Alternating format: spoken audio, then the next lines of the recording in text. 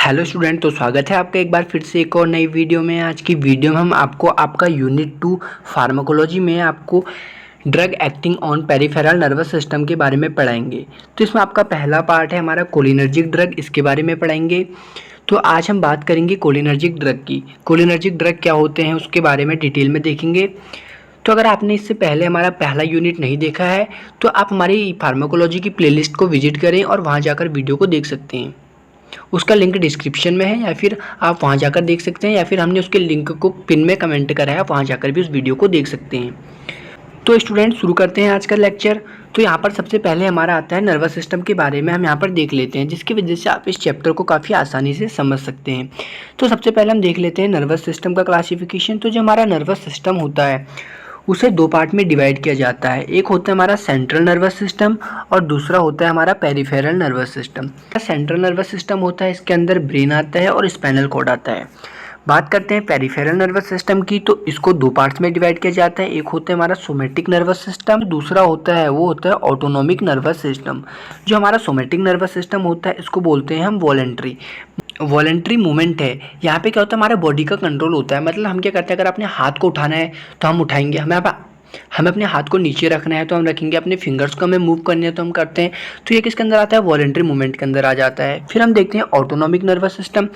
तो जो हमारा ऑटोनॉमिक नर्वस सिस्टम होता है इसमें हमारा बॉडी का कोई भी कंट्रोल नहीं होता है। इसमें क्या होता है, ऑटोमेटिक चीज़ें होती हैं।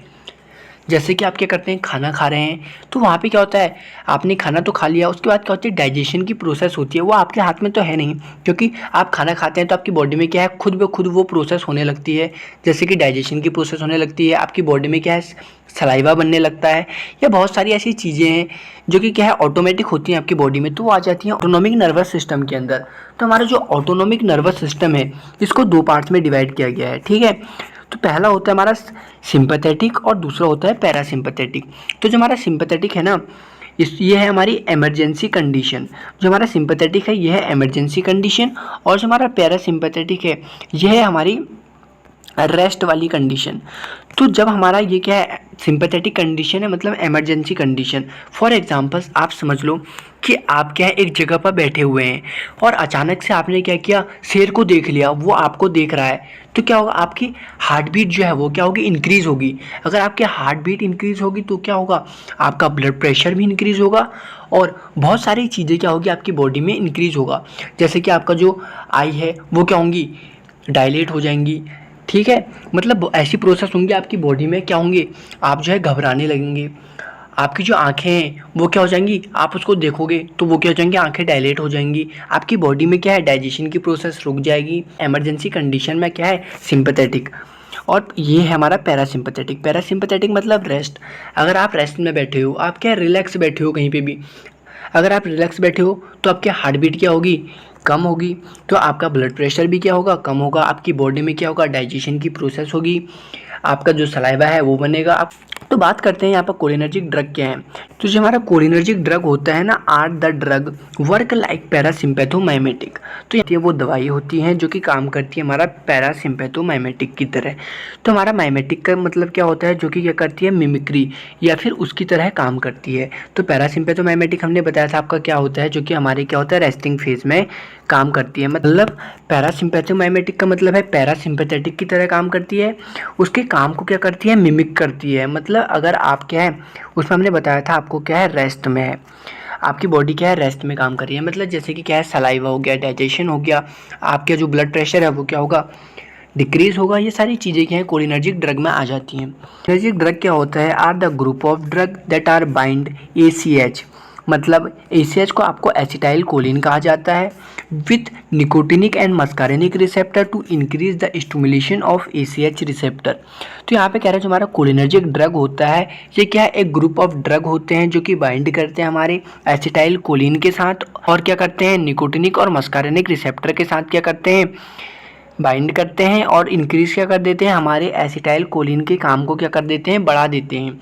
और अगर हमारा एसिटाइल कोलिन का रिसेप्टर बढ़ेगा तो क्या होगा, हमारी बॉडी में ब्लड प्रेशर क्या होगा, डिक्रीज होगा, डाइजेशन की प्रोसेस स्टार्ट हो जाएगी। मतलब सारी चीज़ें जो हमारी बॉडी रेस्ट के टाइम पे कर रही है वो सारी चीज़ें क्या हो जाएंगी, हमारी बॉडी में स्टार्ट हो जाएंगी। जैसे कि डाइजेशन स्टार्ट हो जाएगा, हमारी जो पुपिल का साइज होगा वो क्या हो जाएगा, कॉन्स्ट्रिक्ट हो जाएगा, सलाइवा स्टार्ट हो जाएगा, और भी बॉडी के पार्ट्स हैं जो कि क्या करेंगे, अपना काम करेंगे। पर देख लेते हैं अगर आप इस दवाई का इस्तेमाल करेंगे तो आपकी बॉडी में क्या क्या चीज़ें होंगी। आपका प्यूपिल का साइज जो है वो क्या है, इंक्रीज़ हुआ है, तो यहाँ पे क्या होगा, वो क्या हो जाएगा, कॉन्स्ट्रिक्ट हो जाएगा, मतलब वो क्या जाएगा, कम हो जाएगा। और दूसरा है सेलिब्रेशन स्टार्ट हो जाएगा, आपकी बॉडी सलाइवा बनने लगेगा आपकी बॉडी में। तीसरा, डाइजेशन की प्रोसेस आपकी बॉडी में स्टार्ट होने लग जाएगी। और एक है नॉर्मल हार्ट रेट, आपकी बॉडी में क्या है, नॉर्मल हार्ट रेट होने लग जाएगी। फिर आपका ब्लड प्रेशर क्या है, इंक्रीज़ है। अगर आप इस मेडिसिन को खाओगे तो आपका ब्लड प्रेशर क्या हो जाएगा, डिक्रीज़ हो जाएगा, क्योंकि ये क्या कर रही है, आपकी बॉडी में रेस्टिंग फेज़ वाले सारी वो चीज़ें कर रही हैं। जब क्या है, आप रेस्टिंग फेज़ में होते हैं वो वाले काम कर रही है हमारी कोलिनर्जिक ड्रग। ये क्या करता है, रिलीज़ करता है एसिटाइल कोलिन। ये रिलीज़ करता है एसिटाइल कोलिन, जिसकी वजह से क्या है, ब्लड प्रेशर हमारा क्या हो रहा है, डिक्रीज़ होता है, डाइजेशन वाली प्रोसेस भी हो रही है। सारी प्रोसेस इसकी वजह से ही हमारी बॉडी में हो रही है। कोलिनर्जिक जो ड्रग हैं वो कौन कौन से रिसेप्टर पे काम करती हैं, तो जो हमारा कोलिनर्जिक ड्रग है, जो हमारा कोलिनर्जिक रिसेप्टर है, वो हमारा निकोटिनिक रिसेप्टर और मस्कारिनिक रिसेप्टर पे क्या करती है, काम करती है। तो यहाँ पे है हमारा पहला NN और दूसरा है NM। तो NN के अंदर आता है हमारा गैंग्लिया और एडर्नल मेडुला। जो हमारा NM है इसके अंदर आता है हमारे न्यूरोमस्कुलर जंक्शन। फिर यहाँ पे जो हमारा दूसरा पार्ट है मस्कारिनिक रिसेप्टर, इसके अंदर क्या है हमारा, इसके अंदर हमारे पार्ट्स डिवाइडेड हैं M1, M2, M3, M4 and M5। तो इसके अंदर हमारा जो M1 होता है इसके अंदर गैस्ट्रिक गैंग्लिया, CNS हो गया। M2 के अंदर आता है हार्ट और CNS।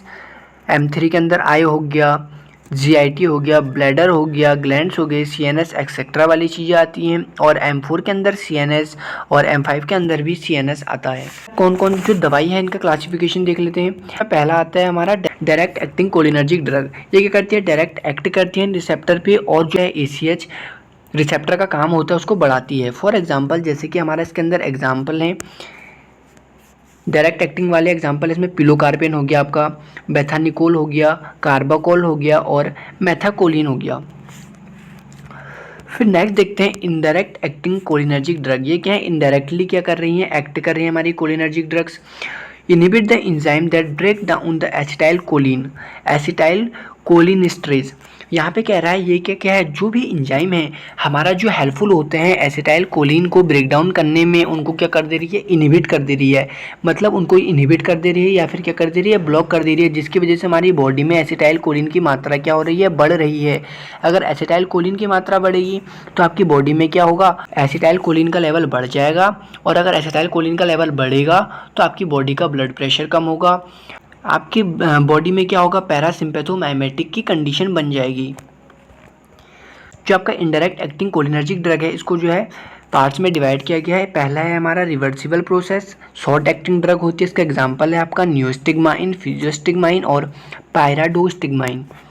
फिर BHC के अंदर इरिवर्सिबल इनहिबिटर, पेस्टिसाइड और नर्व एजेंट्स में फॉर एग्जांपल जैसे है आपका मैलाथियोन हो गया और पैराथियोन हो गया। फिर बात करते हैं हम कौन कौन से फार्माकोलॉजिकल एक्शन है हमारे कोलिनर्जिक ड्रग के, जो कि हमें देखने को मिलेंगे। मतलब अगर हम इन दवाई को ली तो हमारी बॉडी में कौन कौन सी जगह पे क्या असर शो करेंगे। तो पहला हमारी आई में क्या इफेक्ट शो करेगा, तो जो हमारा प्यूपिल है ना वो क्या हो जाएगा, कॉन्स्ट्रिक्ट हो जाएगा। अगर आप प्यूपिल का साइज बड़ा होगा तो क्या होगा, अगर आप इस मेडिसिन को लेंगे तो इसका साइज क्या हो जाएगा, छोटा हो जाएगा। दूसरा हम इसको यूज़ कर सकते हैं ग्लाइकोमा में। ग्लाइकोमा क्या एक ऐसी कंडीशन होती है जहाँ पे जो इंट्राओकुलर प्रेशर होता है वो आपकी बॉडी में क्या होता है, इंक्रीज हो जाता है। दूसरा हम देख रहे हैं यहाँ पर हार्ट, आपका हार्ट में क्या असर करेगा आपकी, अगर आप कोलिनर्जिक ड्रग लोगे तो हार्ट में क्या है, क्या असर करेगा। तो यहाँ पर क्या करेगा, स्लो हार्ट रेट, ब्रेडिकार्डिया जैसी कंडीशन बना देगा। मतलब कि जो हार्ट रेट है ना उसको क्या करेगा, कम कर देगा, जिसकी वजह से आपका ब्लड प्रेशर भी क्या होगा, कम होगा। तीसरा लंग्स पे क्या इफेक्ट शो कर रहे हैं, cause bronchoconstriction, increase mucus production, और आपकी बॉडी में क्या है, म्यूकस प्रोडक्शन हो रहा है। म्यूकस के प्रोडक्शन क्या हो रहा है, ज़्यादा मात्रा में हो रहा है। अगर हम देखते हैं फिर चौथा GI ट्रैक्ट मतलब गैस्ट्रोइंटेस्टाइनल ट्रैक्ट पे क्या हो रहा है, increase motility and secretion, help digestion. Digestion की प्रोसेस भी क्या हो रही है, हेल्पफुल हो रहा है। डाइजेशन की प्रोसेस क्या हो रही है आपकी बॉडी में। फिर आ रहा है यूरिनरी ब्लैडर। यूरिनरी ब्लैडर में क्या हो रहा है, स्टिमुलेट्स यूरिनेशन। फिर नेक्स्ट देखते हैं ग्लैंड। ग्लैंड की बात करते हैं तो ग्लैंड क्या है, ग्लैंड में क्या हो रहा है, इंक्रीज सिक्रीशन स्वीट सलाइवा। आपकी बॉडी में क्या है, सलाइवा हो गया, स्वीट हो गया, इनकी जो है मात्रा क्या हो रही है हमारी बॉडी में बन रही है या फिर इंक्रीज हो रही है। फिर देख लेते हैं इंडिकेशन कहाँ कहाँ इन दवाइयों का हम इस्तेमाल कर सकते हैं। तो पहला आता है ग्लाइकोमा। ग्लाइकोमा में हम इस्तेमाल करते हैं पिलोकार्पिन दवाइयों का, यूरिनरी रिटेंशन में इस्तेमाल करते हैं, माइस्थीसिया ग्रेविस में करते हैं, अल्जाइमर डिजीज़ में करते हैं, पोस्ट सर्जरी जीआई इशू में कर सकते हैं, और क्या है रिवर्सिंग मसल रिलैक्सेंट में कर सकते हैं। फॉर एग्जांपल नियोस्टिग्माइन, यहाँ पे आपकी मेडिसिन लिखी हुई है जो कि यहाँ पर क्या है इन कंडीशन में आप इनको इस्तेमाल कर सकते हैं। अब आता है आपका कॉन्ट्राइंडिकेशन। कॉन्ट्राइंडिकेशन मतलब आप इन दवाइयों को कहाँ कहाँ नहीं देना है आपको, मतलब आपको इन मेडिसिन का कहाँ इस्तेमाल नहीं करना है। आपको यहाँ पर अस्थमा के पेशेंट को इन दवाइयों को नहीं देना है, क्योंकि क्या होता है जो यहाँ पर क्या होता है आपकी एयरवेज होती है ना, वो पहले से क्या होती है कॉन्स्ट्रिक्ट होती हैं हमारी जो अस्थमा के पेशेंट होती हैं। तो अगर आप उसको ये मेडिसिन दोगे तो क्या हो जाएगी, वो क्या हो जाएगी, जो एयरवेज होगी और कॉन्स्ट्रिक्ट हो जाएगी, जिसकी वजह से क्या है उसको सांस लेने में जो है दिक्कत होगी और उसको क्या है प्रॉब्लम हो सकती है। दूसरा है हमारा पेप्टिक अल्सर के पेशेंट को नहीं देनी है आपको यूरिनरी जीआई ऑब्स्ट्रक्शन वाले पेशेंट्स को नहीं देनी है। ब्राडिकार्डिया में मतलब आपका क्या है, अगर आपका ब्लड प्रेशर क्या है कम है तो आप उसको नहीं दोगे इन दवाइयों को। अगर आपका ब्लड प्रेशर पहले से ही कम है, प्रेशर पहले से ही कम होगा, तो अगर आप इन दवाइयों को खाएंगे तो आपका ब्लड प्रेशर बिल्कुल ही लो हो जाएगा, जिससे क्या है आपको प्रॉब्लम हो सकती है। लो ब्लड प्रेशर वालों को नहीं देनी है, पार्किंसन डिजीज़ में नहीं देनी है। फिर यहाँ पे कितनी डोज यहाँ पर इस्तेमाल करनी है आपको इन दवाई की, तो पहला यहाँ पर पिलोकार्पिन है आपको उसकी 1 से 2 ड्रॉप जो आई ड्रॉप होती हैं, 1 से 2 आई ड्रॉप 2 से 4 टाइम डेली लेनी है। और दूसरा हमारा जो नियोस्टिग्माइन है इसकी 15 से 30 mg 3 to 4 टाइम क्या करनी है, डेली लेनी है। जो आपका कोलिनर्जिक वाला लेक्चर है वो खत्म हो चुका है। आशा है कि आपको वीडियो अच्छी लगी होगी और आपको काफ़ी अच्छी तरीके से समझ आया होगा। तो मिलते हैं नेक्स्ट वीडियो में। चैनल को लाइक एंड सब्सक्राइब करना ना भूलें ताकि आने वाली लेटेस्ट वीडियो सबसे पहले देख सकें।